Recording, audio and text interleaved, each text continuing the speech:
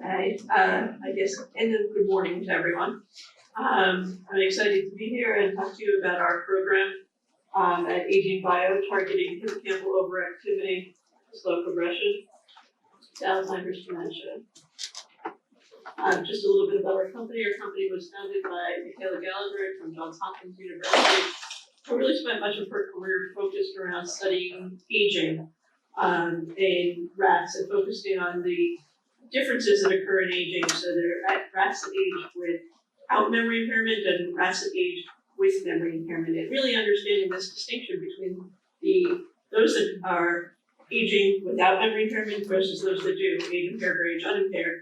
Really developed a whole lot of understanding around pathophysiology and what's happening in those animals, and a lot of the basis for what we're doing at AgeneBio is based on this idea that in these rats that age with memory impairment, they have hippocampal overactivity. I'll talk more about hippocampal overactivity in a moment. But our team also includes Dr. Richard Mose, who's Vice President of Clinical Development, Joseph Lunkester at Eli Lilly, running phase 3 clinical trials in Alzheimer's disease, and Russell Martin, who's our Director of Clinical Operations, who's also from Lilly and the Alzheimer's programs there. So as you all know, Alzheimer's is a growing problem with the numbers rising rapidly as our baby boomers continue to age, and we're seeing more and more costs, healthcare costs associated with it. So it's really important that we do something about this and do something about it relatively soon.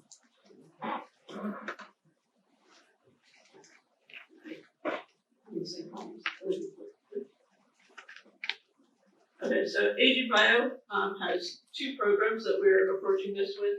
One is AGP-101. AGP-101 is low-dose levetiracetam. You might know it as Keppra. Keppra is used as an anti-epileptic drug. It's used at very high doses. It's used at doses of 1 to 3 grams per day as an adjunct of an epilepsy. For us, we're using AGP-101 at much lower doses to target amnestic mild cognitive impairment due to Alzheimer's disease. We have a positive phase 2 study that's been completed. It's the only therapeutic that's currently targeting this hippocampal overactivity, which leads not only to memory loss, but also to brain atrophy and the spread of aging pathology. We've developed a novel extended release low-dose formulation. And we have et cetera. We also have a second program, the GABA alpha 5 positive allosteric modulator program. That's a discovery stage program for an NCE. That program's been supported by NIH Blueprints and Appear Therapeutics. Our phase 3 program is also supported by NIA in large part. And the GABA program has applicability to not only MCI, but a number of different indications, as you can hear, to autism and schizophrenia in particular.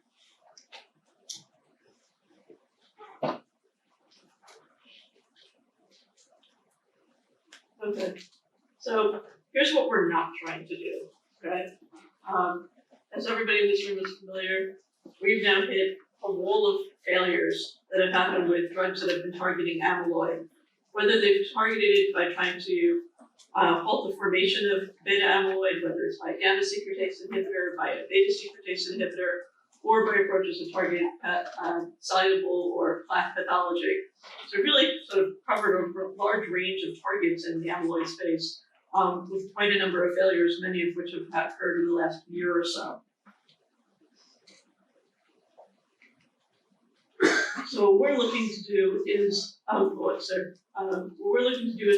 look at a novel approach that targets, again, this hippocampal overactivity and targets synaptic function, which you've been hearing a lot about today, and protect against this overactivity, which will reduce the spread of tau and amyloid pathology. It is, because it's a repurposed drug, we have the benefits of being part of a 505(b)(2) pathway, which means all of the safety work that's ever been done with levetiracetam is now part of our package that we can present to the FDA. And that means that because this drug is being used at high doses, it doses up to 3 grams per day. When we're looking at a dose of 220 milligrams per day, we're talking about a real fraction of the dose and a safety profile that's really quite, potentially quite extraordinary. What I have on the top of this slide is just a couple of remaining phase 3 clinical trials that are really looking at this stage of this disease, the MCI stage of this disease. And what you can see is that 2 out of 3 still target amyloid. So we remain the one and only phase 3 clinical program that's targeting the progression of the disease in the MCI stage. And so when we're talking about stages of disease, we've talked about it a lot today now. We've talked about what's happening at the different stages of disease. So at the MCI stage of the disease, it's where your earliest pathologies are happening in the hippocampus and spinal cortex, and it's characterized by episodic memory loss. So when we're talking about episodic memory loss, we're talking about things like where did I park my car, where did I put my keys, not necessarily remembering people's names. If remembering names is a problem, I'd be in big trouble now. And then as we advance to mild, moderate, and severe, what we see is greater and greater pathology, greater and greater severity of not only memory, but functional impairments that occur with folks. So where are we at? So we now know, if we look at,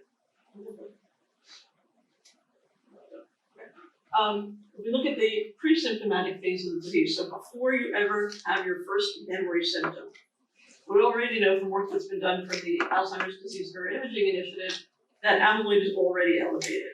Okay, so before, where that first dashed line is on there, there's already elevated amyloid. If you look at the green line, what you see is that you're actually starting to see increases in hippocampal activity as well that really ramp up during this MCI stage of the disease, that point at which you're having your first memory symptoms. What's happening is that green bump that you see there is really this overactivity that really ramps up. And then as you see look at line 3, what you can see is that there's hippocampal and cortical atrophy that's occurring now throughout the MCI stage and into the Alzheimer's dementia stage of the disease. We're really focused on targeting this hippocampal activity and really reducing it. Now, when it was first identified, when people first started to talk about hippocampal overactivity, when people started to talk about it in a compensatory manner. Okay, well that makes sense. The hippocampus is revving up itself up to maintain normal memory function. It turns out that's actually not the case. There are a whole host of studies that have been conducted by AgeneBio as well as others over the last number of years have really demonstrated that this overactivity is actually pathological and not compensatory. So think of it more like you're revving your car's engine. Okay? If you rev your car's engine, you're not going to improve the function of your car. You're actually going to make the performance of your car worse. That's what's happening here. You're making the performance worse by this overactivity.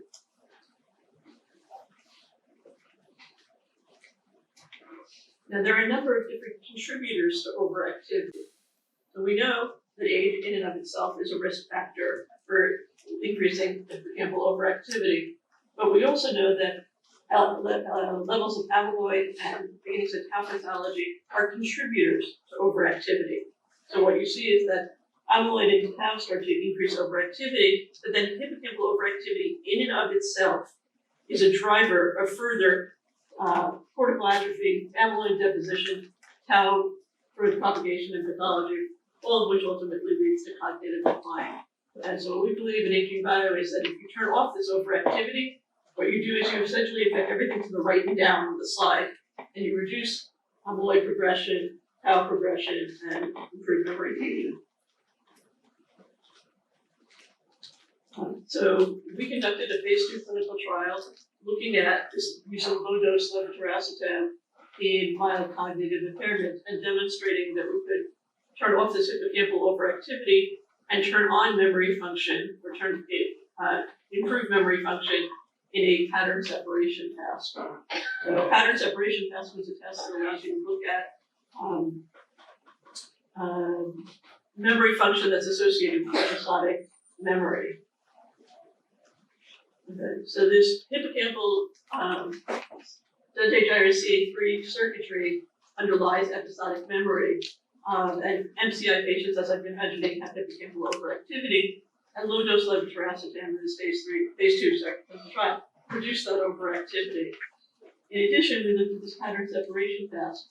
So pattern separation is that ability to separate or distinguish similar but not overlapping events. So think about it this way.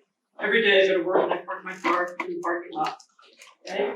But some days I park in this location and some days I park over here. And what you have to be able to do to find your car is to be able to pattern separate, have all these common factors, but still be able to distinguish where my car was parked yesterday versus where I parked my car today. And so that's pattern separation. Pattern completion would be something like, all right, well, my car's out there somewhere. I know I parked it in the lot today, but not necessarily that ability to distinguish where I put it. So it turns out if we look at this kind of pattern separation test in patients with mild cognitive impairment, they're impaired on this test, so they tend to reduce the amount of pattern separation and increase to a shift to pattern completion. And what low-dose levetiracetam does is it reverses that. It improves pattern separation. We've got data that suggests that it engages the target, has a cognitive benefit. As I mentioned before, because of this long use, we have an extensive safety database. And because of all of those factors, we think there's a good possibility that we'll be able to move forward with a single phase 3 trial, given the extensive safety considerations, and assuming that it actually works. So what we're doing is we have the Hope for MCI trial, hippocampal overactivity prevention in the elderly. So Hope for MCI phase 3 clinical trial. Enrollment is currently underway. We're excited the trial is go forward. It's a public-private partnership with NIA, as well as funding that we've received over time from the Alzheimer's Disease Discovery Foundation. In order to enroll in the trial, you need a diagnosis of mild cognitive impairment. That's a clinical diagnosis, but you also need an objective memory impairment on delayed recall. So what we're using is the International Shopping List Test. And this is a test that's been defined so that it can be culturally available across countries all over the world. And basically what this test does is they look at grocery list items that would be in your typical grocery store in every single country. And now what they're doing is that this list learning is what are those items most commonly found in your country, in your language. So it doesn't depend on any cultural context because it's already based on what's happening within your own local community. And so we're looking actually for pretty significant impairments on this test. And the reason we've chosen to make it, to be looking for these severe impairments is because if people have these episodic memory impairments on this test, at this greater than 1.5 standard deviations, they're more likely to be amyloid positive. Okay, and if you're amyloid positive, you're more likely to have hippocampal overactivity. Okay, so the way our trial works is you have to have this memory impairment, then we look at whether you're amyloid positive, and assuming you're amyloid positive, then you get into the clinical trial. One of the things I didn't mention, let me go through this and I'll go back. It's an 18-month trial. We're looking at 830 subjects. We're not expecting too many adverse events. And we're looking at a change in the clinical dementia rating scale in the sum of boxes, as well as a number of secondary endpoints, including the FAQ, the MMSE, the pattern separation test. And then we're also looking at neuronal injury as measured by structural MRI, as well as tau PET and hippocampal overactivity. Other thing I want to point out is, as people talking about animal models, and what do you use to determine whether some compound is going to be effective, particularly if you're a non-amyloid approach to it. What's amazing about the effects of levetiracetam or low-dose levetiracetam is it's effective in amyloid mice, in tau mice, in amyloid flies, in aging rat models, in MCI. Okay, so it's across a number of indications, but it's also across a number of endpoints, whether you're looking at synaptic function, molecular markers, electrophysiology, behavior, all of those different endpoints. So now what we're not looking at is any one pathology, but rather this gestalt of all these different pathophysiological phenomena. And then very briefly, patent coverage. Just to say we have a GABA alpha 5 positive allosteric modulator program. Alpha 5 receptors are located in the hippocampus. You turn off the activity in the hippocampus with the GABA alpha 5 positive allosteric modulator, and you're likely to improve function. And I'm apparently out of time.